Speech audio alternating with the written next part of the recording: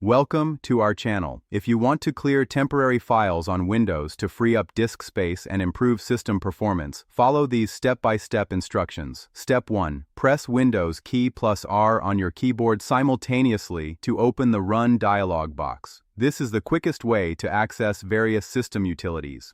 Step 2. Type temp in the Run dialog box and press Enter. This opens the temporary files folder located in your user profile directory. Step 3. Press Ctrl plus A to select all files and folders in the temp directory. Then press Delete on your keyboard or right-click and choose Delete. Step 4. If Windows prompts you that some files cannot be deleted because they're in use, check the box for Do this for all current items and click Skip.